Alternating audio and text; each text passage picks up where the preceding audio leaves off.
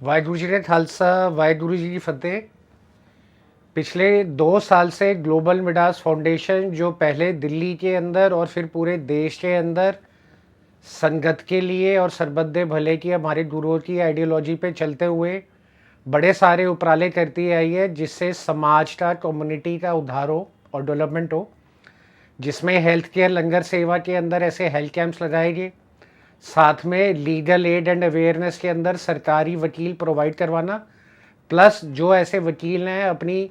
Legal services सेवा के भाव से कंसेशनल रेट्स पे संगत को देना चाहते हैं, जो लोग अफोर्ड नहीं कर सकते वो करना।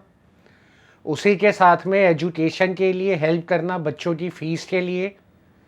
तो जब इस तरीके से पिछले 2 साल के अंदर हमने दिल्ली से और अब पूरे देश के अंदर हम लोगों का ग्लोबल मिडास फाउंडेशन से करीबन 50,000 संगत जुड़ी हुई है, तो एक पर्टिकुलर पैटर्न निकल के आ रहा है कि बड़ी सारी जगहों पे रिलीजियस लीडरशिप या पॉलिटिकल लीडरशिप तो है, बट जब उनके पास इस तरीके से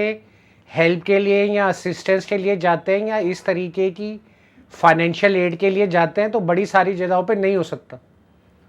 तो जब उन लोगों को इस तरीके से हेल्प नहीं मिल पाती तो वो हताश होते हैं, निराश होते हैं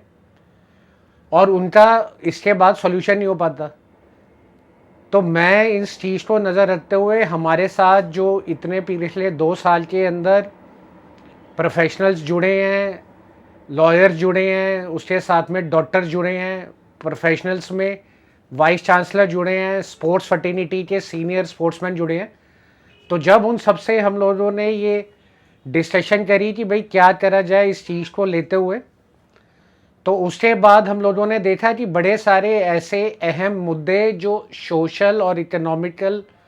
डेवलपमेंट के लिए ज़रूरी हैं, बट फाइनेंशियल रिसोर्सेज की वजह से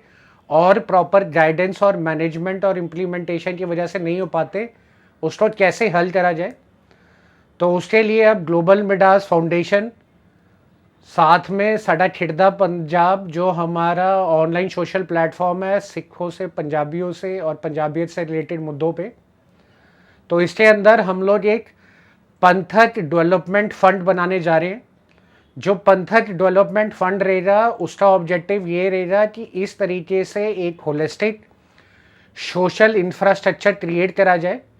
जिसमें अगर आज संगत में किसी को पंथ में अगर कोई एजुकेशन के लिए हेल्प चाहिए, कोई स्कॉलरशिप चाहिए, या वो अफोर्ड नहीं कर पाते और उनको अच्छा कोचिंग चाहिए, तो एक एजुकेशन की पॉलिसी बना के उसके ऊपर काम करा जाएगा। इसी तरीके से जो लोग आज हेल्थ केयर की पेनिट्रेशन ना होने की वजह से पिंडों में सफ़र करते हैं, तो उन लोगों के लिए हेल्थ केयर की सर्विसेज प्रोवाइड करवाई जाएंगी। साथ ही साथ में जब वो लोग ऐसे ऑपरेशन के लिए जाते हैं, जैसे हमने दिल्ली के अंदर देखा, बड़े सारे ऐसे गुरुद्वारे के भी भाई जी थे, सेवादार थे, ग्रंथी थे, रागी थे, जिनको कैटरेक्ट ऑपरेशन करने के लिए भी कहीं ना कहीं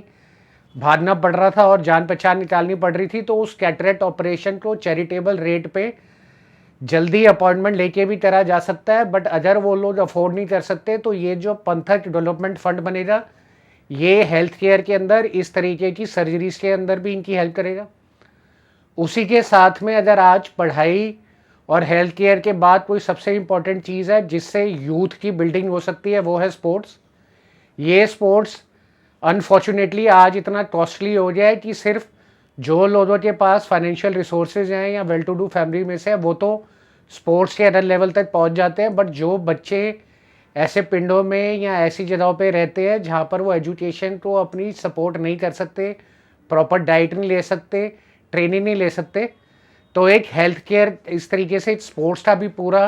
पॉलिसी फ्रेमवर्क बना के उन बच्चों को स्पोर्ट्स में भी हेल्प करी जाएगी।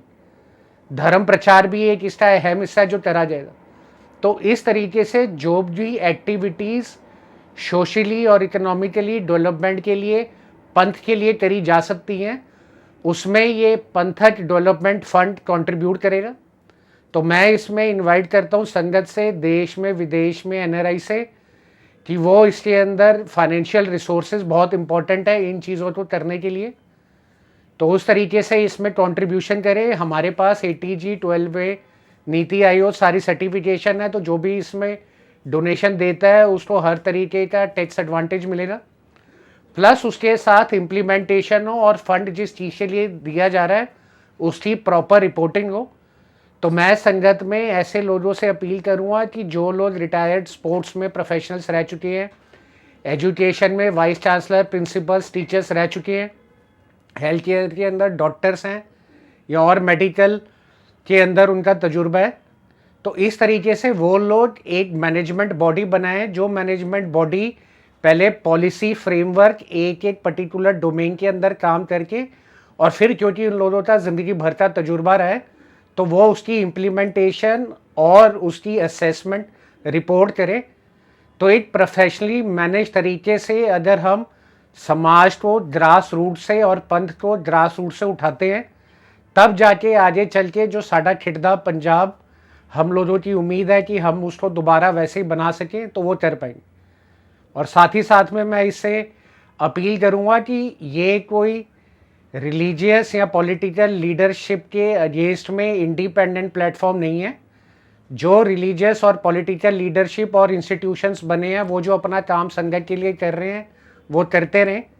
बट आज ये प्रॉब्लम पूरे देश भर में इतनी बड़ी हो गई है,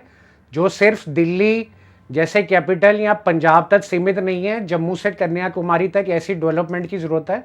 तो इतने बड़े उपरालय के लिए फाइनेंशियल रिसोर्सेज का होना, उसके बाद एक थिंक टैंक और मैनेजमेंट टीम का होना बहुत ज़रूरी है। तो मैं सबसे अपील करूँगा कि पंथ की डेवलपमेंट के लिए इस पंथक डेवलपमेंट फंड के अंदर कंट्रीब्यूट करें और पंथ को ग्रास रूट से उठाएं। वाहेगुरु जी का खालसा, वाहेगुरु जी की फतेह।